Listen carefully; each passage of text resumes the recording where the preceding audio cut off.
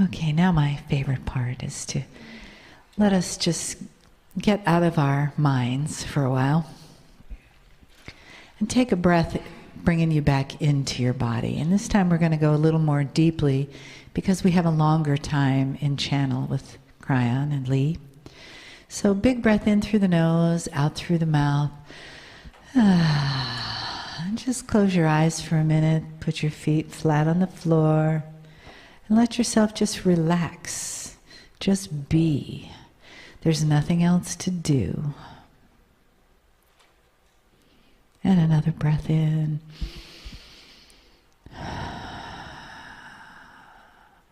And come into that beautiful place between your brain hemispheres where you're not thinking and your feeling is just sort of suspended, and you can see through that beautiful spot of light in your forehead that is your third eye. Feel yourself on the chair, feet on the floor, body in the room. Breathing into your body, soft and open. Just allowing yourself to settle, to be receptive to what is next, to the love in the room, to the light that surrounds us, to the reason that we share for being part of this family of light that has been reconnected here today.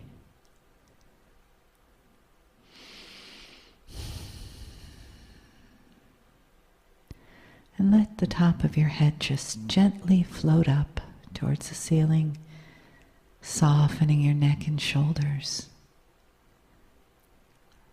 Feeling your vertebra of your spine just nicely stacked one on top of the other. Your hips relaxed in the chair. Your toes nice and soft on the floor. And your being open and receptive to this moment, these moments we share with all those who honor the human. Greetings, dear ones. I am Kryon of Magnetic Service. And my partner steps aside. This is called channeling.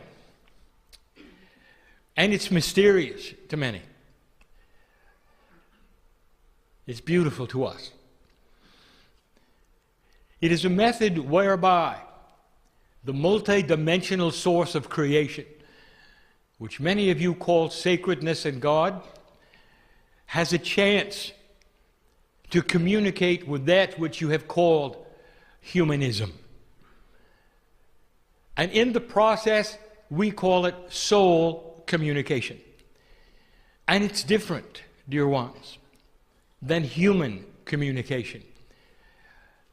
And so we would like to start a series of channelings that would include the explanation of what we have called soul communication. Let us begin with some basics. No. Let us not. Let us begin with some basics. We know who you are in this room. Dear ones, I want to teach.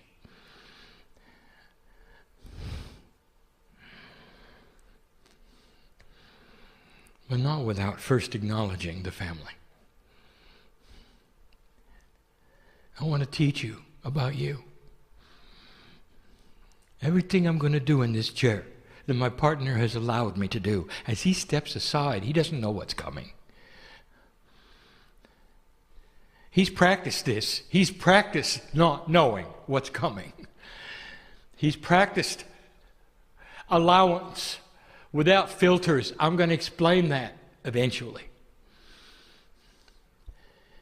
And so I am open in this portal, which you call channeling, to allow for a third language to come flowing in that you can feel in an interdimensional way that is not with words and not linear. And some of you will.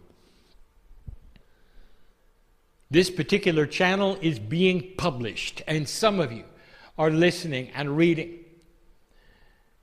And this is open to you as well, for I know of the potential of your listening and reading. Odd as it may sound to you, this is part of the interdimensional potentials that God has as the central source. The potentials of your awakening itself, that you would pick it up and look at it. It's there. We see it as reality even before it happens. We got to start with the basics. Human consciousness is complex. There will come a day when scientists may consider human consciousness as a branch of physics, because it does not follow the patterns of linear physics, even the patterns of quantum physics, because it is what they would call biased in directions of personality, events, akash. It's complicated. So the rules would be very, very basic, but they're outside of that, which is three-dimensional physics as it is known today.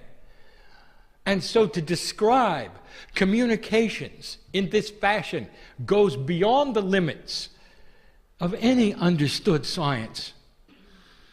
It challenges you to think differently, act differently. Soul communication. And there are two ways. Communications from things to you that are multidimensional, and from you to them, which is multidimensional. There is the difference between linear and non-linear communications. I am going to explain it the best I can, with explanations perhaps I've not given before. I want you to consider for a moment you have an old typewriter. And you are typing along, and as you type along, you will see the letters on the page, one after another, appear. Pretty soon you have words, and then sentences, and then thought groups. This is linear communication. Now, what you are beholding at the moment, whether you're reading or hearing, is the same. One word after another, in a structure for the language of my partner. It is linear. It is in a row, in a line, like the typewritten words on the page. That is linear communication. That is human communication. Non-linear communication would be as follows. Now pay attention, for this is going to be what my partner calls a stretch. Pretend that the typewriter is stuck. And you can type all day long, but you're only going to have one image. Every letter is going to show itself over the other. You type away, it does not advance at all. It simply types over itself, one letter. Now, what would you see on the page, dear one, at the end of a long letter to a friend? A smudge. All the letters piled up, inking over one another. You'd have no idea. You would look at it and you'd be sorry that the typewriter failed and you hadn't noticed. Now consider for a moment somebody comes along and they have non-linear communication skills. They would look at the smudge and see the letter. And that's as clear as I can make it. They're conceptual. They would see the thought that went into it. They would see the linearity outside of its linearity. The letters are there, dear ones, but they're not there in linear form. They're all together as a group. Therefore, a non-linear communicator will see the smudge and see the entire letter. Now there's an attribute of this, and it's difficult to describe to you. And it's out of the logic that you would have, and yet it is. And so let me try to explain it. My partner goes slowly, so this will be understood. When the conceptual person looks at the smudge, they're looking at something that exists already. A letter has been typed. So they're not making something up. They are simply reading something in a non-linear way. The letter has been written, oddly, all in one smudge, but it has been written. There is an attribute of a non-linear mind, which you call autism, that you should study. There are many autistic human beings who can tell you the day of the week of a future date in any year, in any month. If you would ask that person, what is the day of the week in May of 2035? And they would come up with it, maybe a Tuesday or a Wednesday. And it would be there, and they would do it instantly. You would gasp at their computational efforts. And here is the answer. Computation has nothing to do with it. It's not a formula. It's not math. It exists. And so it is known. You can go to any computer that is calendar friendly and find that information because it already exists. It's a concept that has already been developed and known. The nonlinear mind, therefore, is able to go to it and interpret it instantly because they see the concept. They're not calculating anything. Now you know the difference between linear and nonlinear. There's a lot of communication that wants to come to you from all manner of sources. So I'm going to start the list.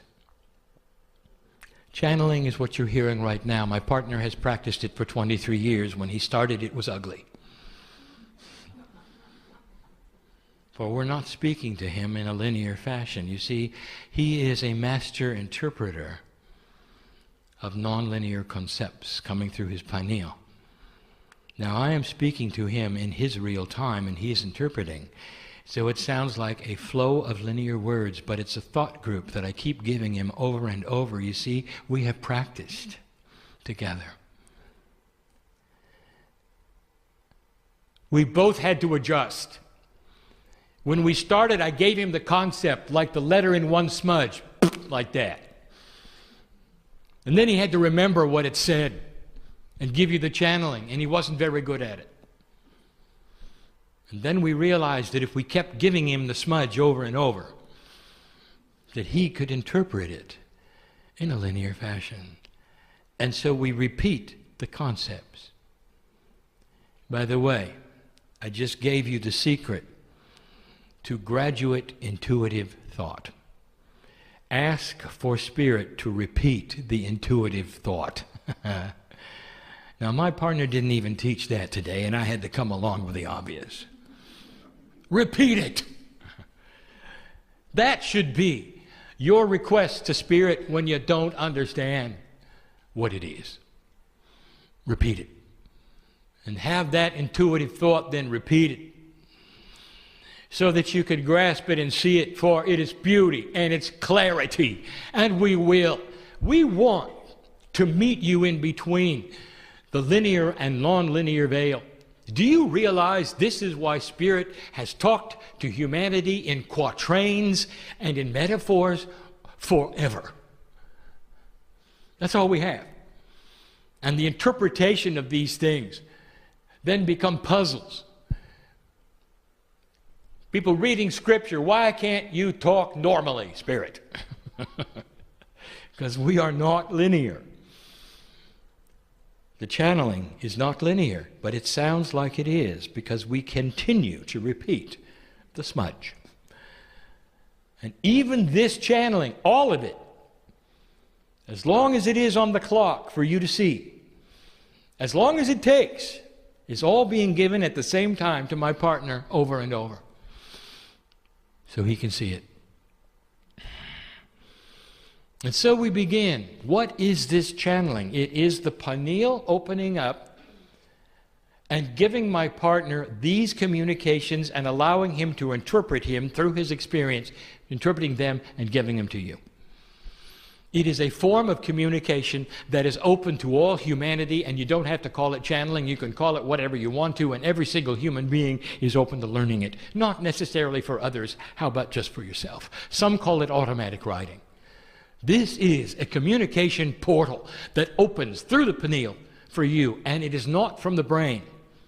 And we've said this before. This is soul communication. This is multidimensional communication. It has nothing to do with synapse. Nothing. It is not a brain function. That's why it's hard.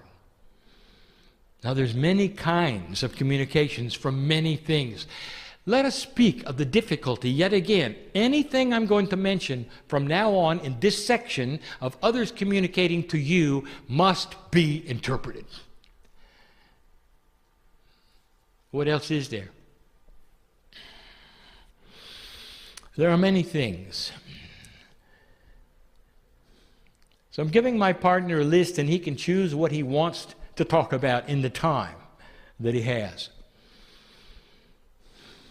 Personal. Let's talk about personal. How can you hear what spirit or any other multidimensional source has for you when it doesn't come in a linear fashion? And my partner gave it today, and the answer is through practice of recognizing intuitive thought. And not, number one, not trying to interpret it with your intellect. Do not let the synapse of your brain get in the way of God. Do I have to say that again? You will learn to put it aside. What is it that my partner had to learn as the engineer in order to channel? To get out of the way. To stop analyzing. If it's him, is he making it up? Is it from his brain? Or is it bigger than that? So for you personally, dear one, this is what you have to do. Now, there's many sources other than that, which you call God, that wish to speak to you in this fashion. We'll get there. But if it's a non-linear source, it's going to come through intuitive thought, not synapse.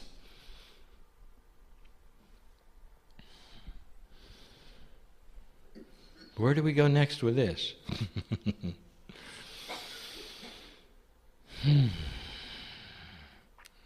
Let's talk about animals. You love them, don't you? And what do you know about animals? The ones you have and are in love with, that you call pets, have personalities, and they can talk to you. And what does that sound like, dear one? What does their voice sound like? And you go, well, Kryon, you already know they don't have a voice. Oh, really? Then how do they talk to you? Now it gets good, doesn't it? Through concepts. Their conceptual thought groups are available to pick up, guess where? Through your pineal, which is the interpreter of multidimensional things in your body, not your brain, and will give you the same thought groups they have. And some of you are good at it. There's ones who are listening to this right now, called animal whisperers. You know exactly what I'm talking about. Why do they call it whispering?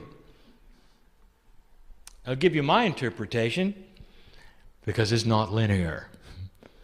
Because it whispers to your mind through the pineal and comes in the thought group very softly, all at once, like a smudge. You know what the dog is thinking. You know what the cat is thinking. You know what the horse is thinking.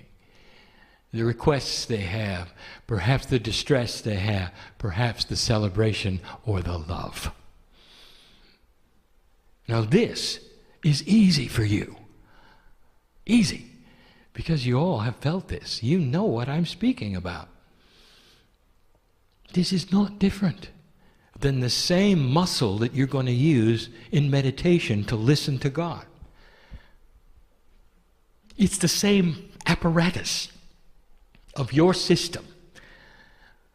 So is it true that communicating with animals is soul communication? Yes! There's to yours.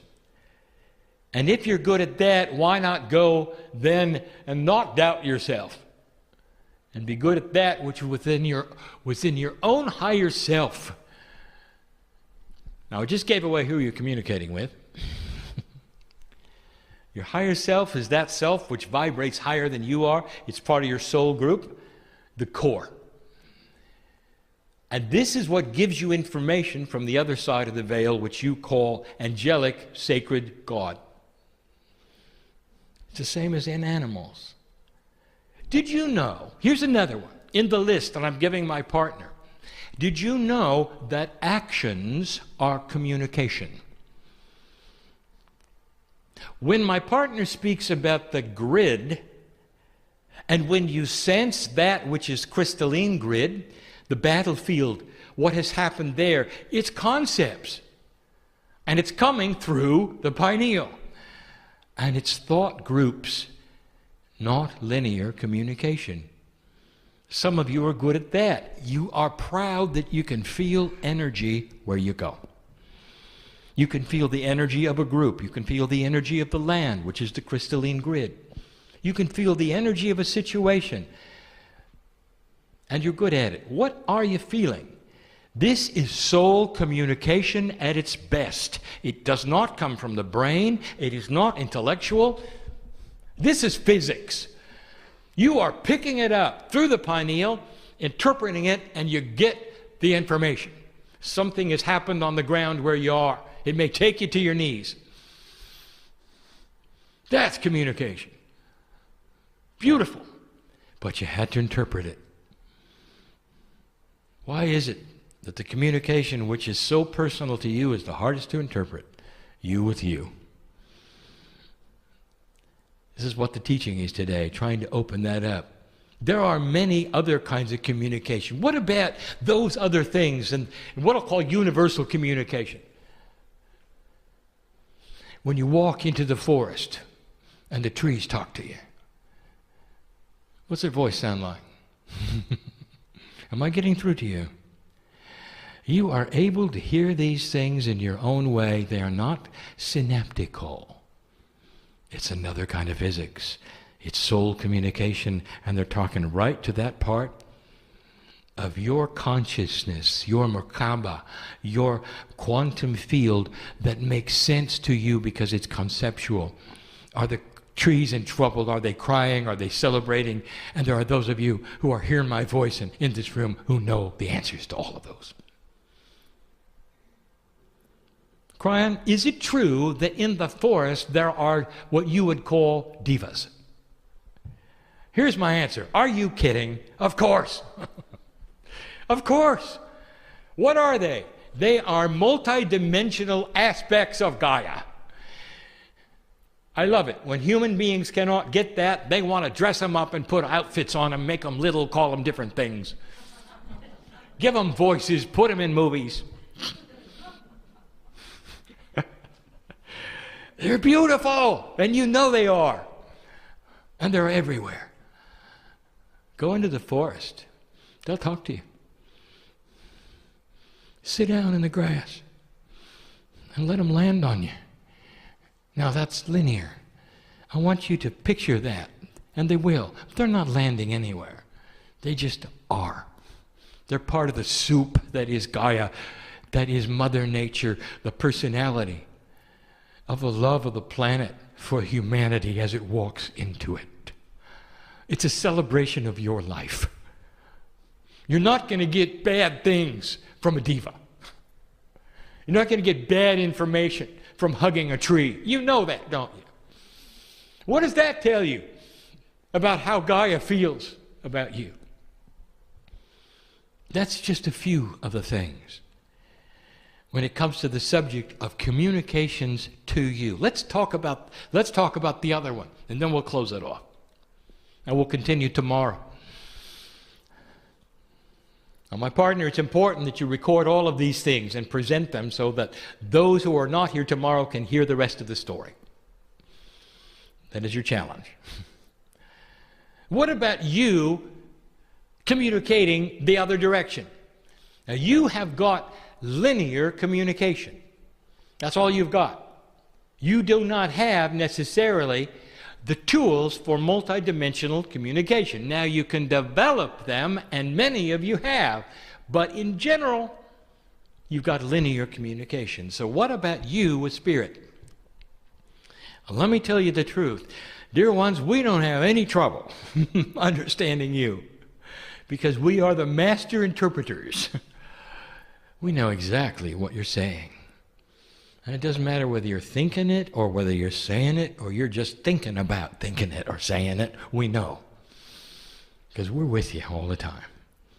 The higher self, which vibrates above the corporeal self, knows the psyche of your mind. And when you sit to meditate, we know what you're going to do before you do it because the potentials are there. You're already thinking about it before you do it. I'll give you some rules. Stop giving us laundry lists of what you want.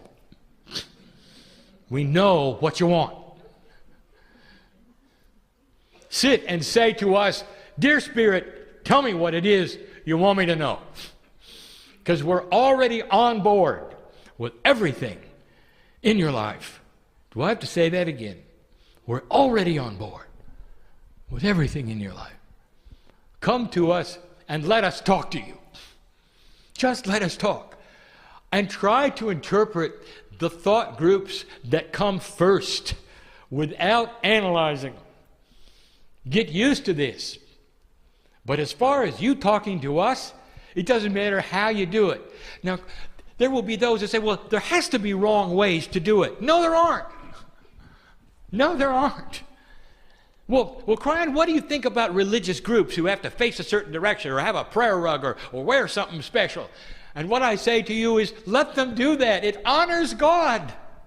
In their culture, it honors God. Is there anything better than that to prepare them to talk to us? The same love goes into their communications as yours. The cultural differences between you do not compute to the other side of the veil, for we see a human as the human, the corporeal piece of God that you are. It doesn't matter what you're wearing or what you're sitting on. Is that clear? There is no wrong way to speak to creative source. Well, maybe, Kryon, there isn't, but I've had a few times when I was yelling at God. And we heard you, but we did not hear the yell. That's linear. This is hard to explain. What we heard is loving frustration. Loving frustration. We heard the yell. We didn't see the anger. You weren't angry. You were frustrated. And that's the time when we want to surround you the most. The more you yell at God, the more there are angels around you wanting to hold your hand and take you if you'd let us. Next time you decide to yell at God, would you also open your heart and let us hold you for a while? Is that okay? In the moment of greatest frustration that you have, where you have no answers at all and you can't figure it out, can you just be held? Is that all right? Because we're here for that. Old soul, you got to get used to this communication. This is so available. Actions are a language.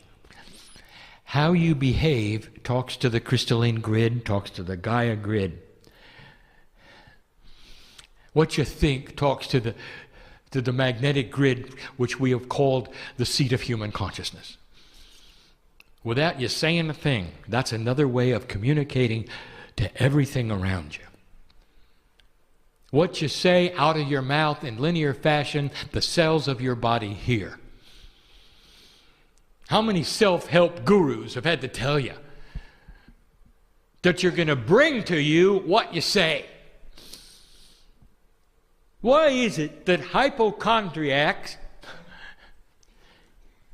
bring to themselves the very diseases that they fear the most and talk about. Because the body hears them and gives them what they ask for. The body is listening. The grids are listening. Even the human beings around you are listening. Do you spin in drama? Here we are again.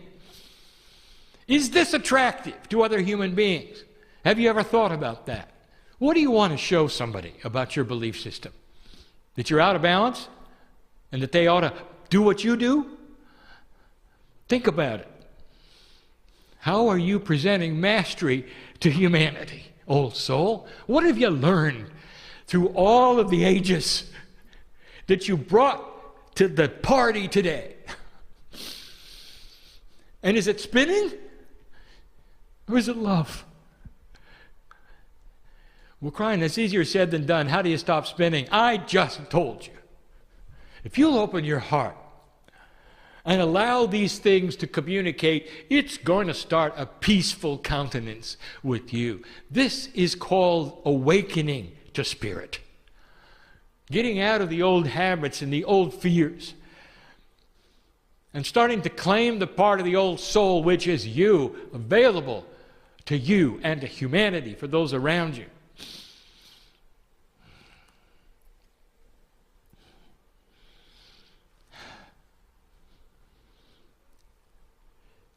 So much to be told about how you communicate with others. Multidimensional communication. Those of you who are good at speaking to the animals, not listening, but speaking to them, have developed thought group communication. You're already on board. For the best kind of soul communication there is, you're starting to think out of the box. You're looking into the animal's eyes and you're giving them pictures, aren't you? And they're getting it, aren't they? It ought to tell you, this can work.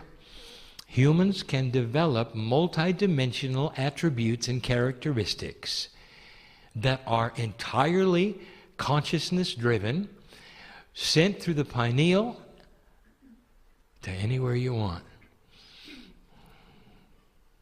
There are helpers around you, we've told you. Do I have to list them? Entities, groups, all around you that are not from here. Not just the Pleiadians, Arcturians, Orions, Hathors, from Sirius, endless. And you know what they have in common? Non-linear thought. And you can communicate with them the same way you do with animals. Dear human being, soul communication, we're going to open the door before we close to this and tell you this is something we want you to consider and to study, to know about, to realize. Don't let it be mysterious. I've just given you the attributes of to and from, or from and to. In the next section, I'll continue with another subject. What is it that blocks it? What are filters? What can you do to enhance it? Soul communication is part of what the old soul must get into and learn. And the answer of what it's going to create is balance on the planet and peace on earth. It begins here. It begins with understanding, demystifying. There is structure in these things. There is a benevolent system in these things. There is common sense in these things. We invite you to find it, for it will create spiritual evolution on this planet, led by the very ones who are reading and listening to this voice. Family, that's the lesson for today. It's beautiful, isn't it? All we want to do is communicate. And it's time to get on with it. Explaining how it works the suggestions of how to make it better, even the very thing you hear now, which is channeling. Demystifying what some have called spooky, unnatural, weird, just because it isn't linear. We'll stand by for lots of things that aren't linear. And the one that is the greatest of all is love. I can't explain it, can you? Emulate it. And so it is.